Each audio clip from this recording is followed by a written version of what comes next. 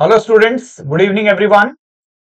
आ चुके हैं हम level up questions of subject verb agreement. करते हैं सॉल्व इनको, आइए मेरे साथ। यहां क्वेश्चन नंबर 176 गिवन है आपको। After the advent of the television and entertainment channels, our life as social beings have become quite restricted. अगर ध्यान से देखें तो बच्चों इस पूरे के पूरे सेंटेंस के अंदर हैव बिकम आपको गिवन है बच्चों वर्ब, और वर्ब को चाहिए होती है अपना कार्यकर्ता, अपना सब्जेक्ट। अगर सब्जेक्ट की बात करते हैं तो बेटा ये आफ्टर एक प्रेपोजिशन है, और प्रेपोजिशन के बाद में ये जो दे रखा है बच्चों, ये प्रेपोजिशन का ऑब्जेक्टिव केस हो गया, और objective case can never become the subjective case. इधर देखो बच्चों, ये जो ऑफ गिवन है, एक बार दोबारा से बच्चों यहां प्रेपोजिशन आ गया, तो ये जो दे रखा है आपको टेलीविजन एंड एंटरटेनमेंट चैनल्स, ये पूरा का पूरा आपका बन गया बच्चे इस प्रेपोजिशन का ऑब्जेक्टिव केस। Objective case. आगे चलते हैं। अगर हम सेंटेंस का सब्जेक्ट ढूंढने की कोशिश करें तो आवर लाइफ अपने आप में क्या है बच्चों, एब्स्ट्रैक्ट नाउन हुआ करता है, और एब्स्ट्रैक्ट नाउन ये हुआ करता है बच्चों, और ये अनकाउंटेबल नेचर का होता है। इसी वजह से बच्चों हम यहां पर हैव की जगह पर सिंगुलर कंसिडरेशन लेकर अपना आंसर तैयार करते हैं, हैज बिकम। अगला आ जाइए भैया क्वेश्चन। इस क्वेश्चन में थोड़ी त्रुटि है, पहले उस क्वेश्चन को थोड़ा ठीक कर दें। यहां पर आपको जो क्वेश्चन दिया है वो कुछ इस तरीके से दिया है। अब आइए बच्चों क्वेश्चन की तरफ चलते हैं। After apologising for coming late in the party, my friend on request of the present guests have belted out a nice song।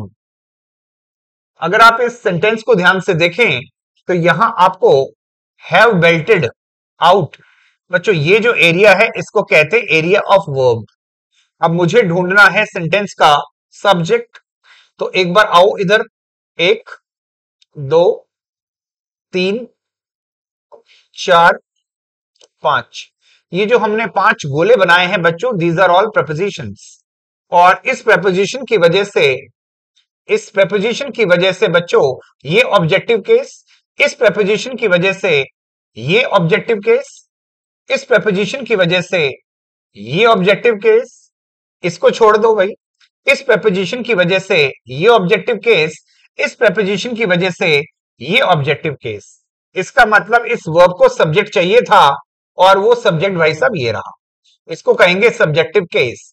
My friend जो कि गिनती में एक ही है, और अगर ये एक है तो बच्चों यहां पर सिंगुलर कंसिडरेशन हैव की जगह पर हैज आना चाहिए। Next question. A country a nation taking religion as the guiding factor. अगर ध्यान से देखें तो यहां से लेकर यहां तक की पूरी जानकारी आपको नेशन के बारे में ही तो दे रखी है, हमारे देश के बारे में ही दे रखी है। हमारा देश जो कुछ ऐसा काम करता है, अगर इसी की बात करें तो बेटा ये इस सब्जेक्टिव केस का ये एपोजिशन हो गया। इसको कहते हैं सब्जेक्ट की एडिशनल जानकारी। It is basically the additional information about the subject. तो ऐसे समय आपको पता रहे कि मुख्य कार्यकर्ता आर कंट्री है, और जब कंट्री एक ही है तो बच्चों यहां पे हैव की जगह पे हैज आपको लगाना होगा। अगला क्वेश्चन देखिए। The book written in lucid and communicative manner prove. ये जो written in lucid and communicative manner है, ये सारी बात शायद इस बुक के बारे में ही तो बताई जा रही है।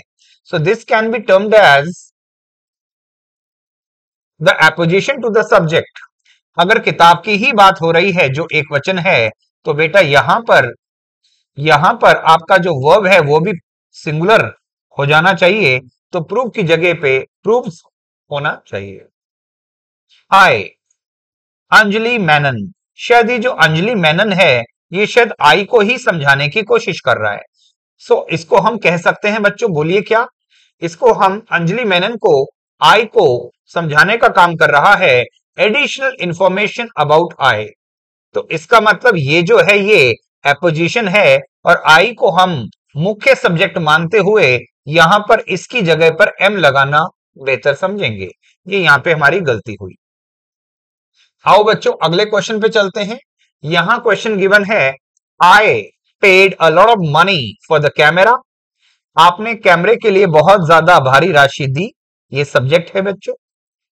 And expects it to work, और उम्मीद करते हैं कि वो काम करेगा। चलो ये बताओ इस क्वेश्चन के अंदर कौन है वो जिसने बहुत सारा पैसा खर्च किया है? आप कहेंगे आई। कौन है वो जो उम्मीद करता है कि ये काम करेगा? तो आप कहेंगे सर, अरे जिसने पैसा खर्चा है वही तो उम्मीद करेगा। इसका मतलब इस वाली वर्ब का सब्जेक्ट यहां गिवन नहीं है, तो ये इंप्लाइड है कि इस वर्ब का सब्जेक्ट भी आई होगा, क्योंकि आई ने ही पेमेंट करी है तो आई ही तो उम्मीद करेगा। और जब आई गिवन हो तो ये कौन सी कैटेगरी का टर्म है? I, we, you, they, plural subject. इसको प्लूरल रेफरेंस मानते हुए आपकी वर्ब यहां पर बच्चों प्लूरल आ जाएगी। यहां से ये एस यहां से हट जाएगा। चलते हैं बच्चों अगले क्वेश्चन की ओर।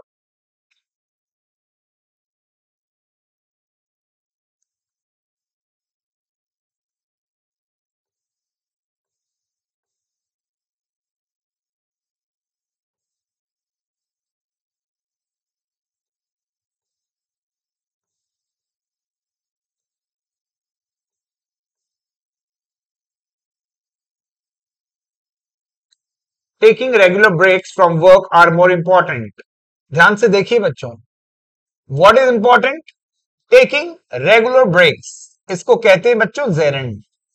और जेरेंड का कंसिडरेशन हमेशा सिंगुलर रहता है, इसलिए यहां पर आर की जगह पे बच्चों इज आना चाहिए। वर्ब की first form plus ING when used as a noun is called gerund.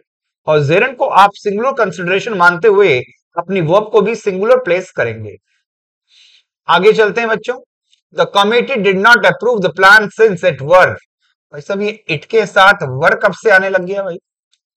Since it was neither practical nor efficient. It being singular, verb भी सिंगुलर चाहिए थी। Next question, every year we have a function where the children of our staff is awarded. चलो अगर ये verb है बच्चों तो इसका सब्जेक्ट ढूंढते हैं। हमारा स्टाफ, लेकिन उससे पहले प्रेपोजिशन है। प्रेपोजिशन की वजह से हमारा स्टाफ ऑब्जेक्टिव केस, और आर वेयर द चिल्ड्रन, ये जो चिल्ड्रन गिवन है ये आपका सब्जेक्ट है, और चिल्ड्रन प्लूरल है इसलिए इसकी जगह पर बच्चों आर का यूज होना चाहिए। Next, as Arundhati Roy in her foreword write that John offers untold stories of the people। ध्यान से देखें तो बच्चों ये वर्ब है और इसका सब्जेक्ट इनके बाद में हो नहीं सकता, objective case, in being a preposition. Arundhati Roy ये अपने आप में सब्जेक्टिव केस हो गया, और अरुंधति रॉय क्योंकि सिंगुलर है बच्चों वर्ब भी आपकी सिंगुलर आएगी, राइट की जगह पे राइट्स करना होगा। Next question, responsibilities. भाई साहब ये जो दे रखा है ये एक प्लूरल काउंटेबल नाउन है। रिस्पॉन्सिबिलिटीज अगर ये प्लूरल है, आपका सब्जेक्टिव केस ही प्लूरल है, तो बेटा वर्ब भी प्लूरल आएगी। इसको प्लूरल बनाने के लिए एस को यहां से हटाना होगा। नेक्स्ट, इन इंडिया इनकी वजह से इंडिया बना, बोलो कौन सा case? Objective case. A working women, मेरे हिसाब से ये सब्जेक्टिव केस सिंगुलर, और इसलिए वर्ब आने वाली वो भी singular. In India, a working woman leads a life of dual responsibilities if they are married and have a family। उनको दोहरा जीवन जीना पड़ता है, बतौर गृहिणी और बतौर कामकाजी महिला, दोनों तरह के रोल उनको प्ले करने पड़ते हैं। चलिए चलते हैं अगले सेट ऑफ क्वेश्चंस की तरफ।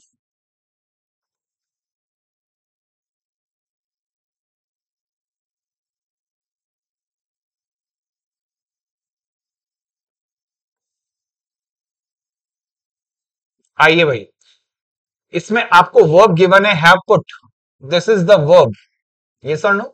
अगर हम बात करते हैं बच्चों, अगर हम बात करते हैं इस वर्ब के सब्जेक्ट की, तो यहां पे द डिसीजन अगर ध्यान से देखें तो ये एक सब्जेक्टिव केस हुआ। इस ऑफ प्रेपोजिशन की वजह से the reserve bank of India, the reserve bank of India आपका ऑब्जेक्ट हुआ।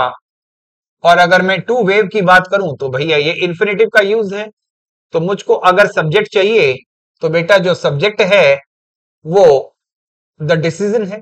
और डिसीजन अपने आप में कैसा टर्म है भाई, जिसको हम फील तो कर सकते हैं लेकिन टच नहीं कर सकते। इस लिहाज से डिसीजन एक एब्स्ट्रैक्ट नाउन हो गया बच्चों, और एब्स्ट्रैक्ट नाउन की वजह से अनकाउंटेबल नाउन श्रेणी में आया। इसलिए इसका कंसिडरेशन सिंगुलर करेंगे और तब हम हैव की जगह पे बच्चों हैज को यूज में लेंगे।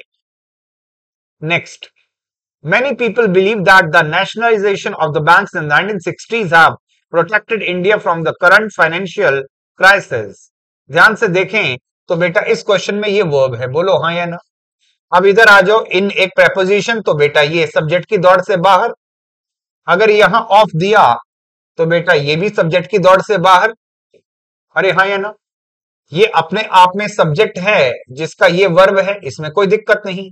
ये एक कंजंक्शन दे रखा है, इसका मतलब एक सेंटेंस यहां पूरा हो गया। अब एक नया सेंटेंस की शुरुआत सब्जेक्टिव केस से होगी। और राष्ट्रीयकरण, इसके लास्ट में क्या लिखा है भाई, शन, एशन। ये सफिक्स हमारा एब्स्ट्रैक्ट नाउन का हुआ करता है, और एब्स्ट्रैक्ट नाउन आपको हमेशा अनकाउंटेबल नाउन यानी सिंगुलर कंसिडरेशन के तहत पढ़ाया गया है। हैव की जगह पे आप यूज करेंगे बच्चों has. The only bad thing about these flowers, हो गया भाई। इस पूरे क्वेश्चन में अबाउट के बारे में पता रहे, ये एक प्रेपोजिशन है। तो ये जो फूल दिख रहे हैं ये बेसिकली सब्जेक्ट नहीं सर, ये ऑब्जेक्टिव केस हुआ। और इस वर्ब को सब्जेक्ट चाहिए था सिर्फ और सिर्फ एक ही। तो बुरी बात है, जब बात एक ही है तो बेटा फिर वर्ब भी आपका सिंगुलर आएगा और यहां इज लगाना है। प्रेपोजिशन के बाद में ऑब्जेक्टिव केस, वो कभी भी सेंटेंस का सब्जेक्ट नहीं हो सकता। चलिए चलते हैं अगले क्वेश्चन की तरफ, और यहां गिवन है more widely popular than the hunting of deer of fox were the pursuit of the hare. मुझे एक बात याद आ गई भाई, यहां पे परस्यूट ऑफ द हेयर, इसका मतलब इसका पीछा जो है ये इसका मेन सब्जेक्ट हो गया भाई। अगर इसकी बात करें तो इस सब्जेक्ट को देखकर यहां पे आना चाहिए बच्चों वॉज। नेक्स्ट आ जाइए, the act will be passed with a comfortable majority if all the partisans of a group favours it. भाई साहब ये बताओ, ऑल द पार्टिसंस एक या बहुत सारे? आप कहोगे सर ये सब्जेक्टिव केस, ये प्लूरल है। इस ऑफ प्रेपोजिशन की वजह से उसका ग्रुप ऑब्जेक्टिव केस बन गया, और पार्टीशंस को देखकर आपका वर्ब भी प्लूरल आएगा। इसका मतलब यहां पे बच्चों फेवर का यूज होना चाहिए। अरे हाँ या ना। नेक्स्ट आता है not one of the hundreds for striking workers, इसका मतलब allowed to go near the factory. Not one of the hundreds for striking workers were. ध्यान से देखें तो भाई यहां पर इस फॉर की वजह से इसको माइनस करो भाई, ऑब्जेक्टिव केस। इस ऑफ की वजह से इसको माइनस करो, इसका मतलब नॉट वन, इसका मतलब एक भी नहीं, इसका मतलब जीरो। और इंग्लिश जो है बच्चों जीरो को एक मान के चलता है। अगर ये सिंगुलर है इस लिहाज से आपकी वर्ब भी सिंगुलर आनी चाहिए। चलो अगला सेट ऑफ क्वेश्चंस पे चलते हैं बच्चों।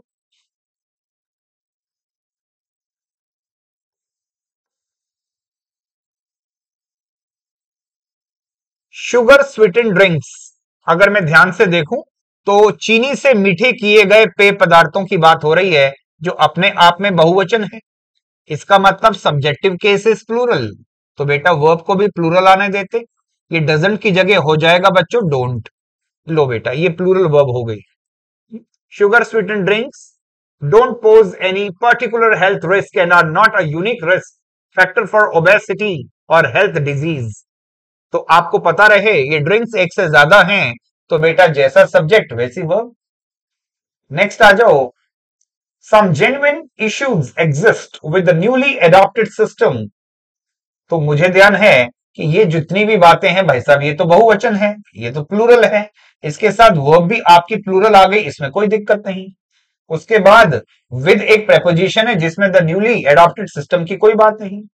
अब मुझे बताएं, ये जो वर्ब है नीड्स, ये किसको देख के आ रहा है, किस चीज को एग्जामिन करने की जरूरत है? हाँ जी, सिस्टम को या इश्यूज को? आप कहेंगे सर ये जो नीड्स है ये वर्ब इस वाले सब्जेक्ट का है, तो इश्यूज क्योंकि प्लूरल है तो बेटा यहां वर्ब भी प्लूरल आनी चाहिए, and need to be examined. बात करिए इससे, what is there that need to be examined? आप कहेंगे सम जेन्युइन इश्यूज। इस वर्ब का ये सब्जेक्ट है और इसको देखकर ये वर्ब आपकी प्लूरल आनी चाहिए। इस तरह से सही हुआ। चलिए आज का लास्ट क्वेश्चन हमारे सामने आता है बच्चों।